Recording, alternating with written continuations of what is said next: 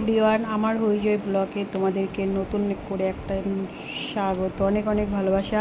আজকে রেসিপিটা হচ্ছে আমি আমের আচার বানাবো, মানে তেল আম বানাবো আর কি। কীভাবে তেল আম বানাতে হয় সেটাই তোমাদের সাথে শেয়ার করব। তো তোমরা অলরেডি দেখতে থাকো। দেখো, আমগুলো তো প্রথমে ধুয়ে নিয়েছি, তারপরে মুছেও নিয়েছি ভালো করে, যাতে জল না থাকে। জল থাকলে ভিজে ভিজে হবে, খুব একটা ভালো লাগবে না। তারপরে আমের মুখগুলো কেটে নিয়ে আমগুলো ফাটিয়ে নিচ্ছি। ভেতরে বীজ হয়ে গেছে, কিন্তু কিছু করার নেই, ওইগুলোকে বীজগুলোকে নেওয়া হবে না। বীজগুলোকে নিলে তো আচার তেলের মানে যে জুসগুলো ভিতরে যাবে না।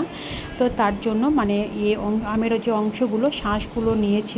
আর এখন তো আম তো পাকা পাকা পাকা হওয়া মুখিন হয়ে গেছে। তো আমের আচারটা আমার আগেই করা দরকার ছিল, কারণ আমি তো আগে ছিলাম না বাড়িতে। সেই কারণে আমি ভাবছি এখন রয়েছে করে নিই। তো আমগুলোকে কেটে মাখিয়ে নিয়েছি হলুদ, তারপরে খাড়া মশলা বানাচ্ছি। শুকনো লঙ্কাগুলো ভেজে নেবো। শুকনো লঙ্কাগুলো মানে ভালো করে ভাজতে হবে ধিমে আছে। গ্যাসের বেশি জোর দিলে হবে না, পুড়ে যাবে। তারপরে ওগুলো ভাজা হয়ে যাওয়ার পরে এই যে মশলাগুলো দেবো, জিরে আছে, তারপরে তোমার তেলের সাজ আছে, মৌরি আছে। এইগুলো ভালো করে ভেজে নেব, মানে ধিমে আছে ভাজতে হবে, জোরে দিলে হবে না।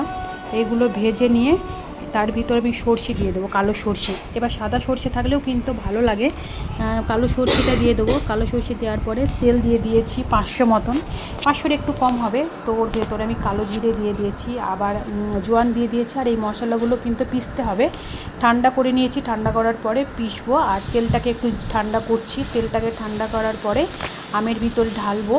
তো তেলটাকে পুরো ঠান্ডা করতে দিয়েছি। আর মিক্সিতে মশলাটাও একটু ঠান্ডা করে নিচ্ছি, কেন তো এই টাইমে গরম, হঠাৎ তো পুরো মিক্সিতে করা যাবে না। তারপরে লঙ্কার গুঁড়ো দিয়ে মাখিয়ে নিচ্ছি।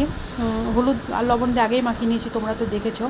তারপরে লঙ্কার গুঁড়ো দিয়ে মাখিয়ে নিয়ে এটা কি করব, নাড়াচাড়া করে ওর ভিতরে আমি ঠান্ডা করা যে তেলটা ফুটিয়ে নিয়েছিলাম আগে, ওই তেলটা ঠান্ডা করে ওর ভিতরে ঢেলে দেবো।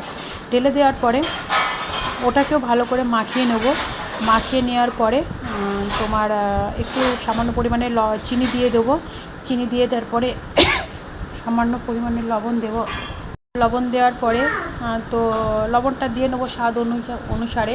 তো লবণটা যতটা দেওয়া হয়ে যাওয়ার পরে তিলের ভেতরে আমগুলোকে ভালো করে মাখিয়ে নেব, মানে এইটাকে পুরো মিক্স করে নেব।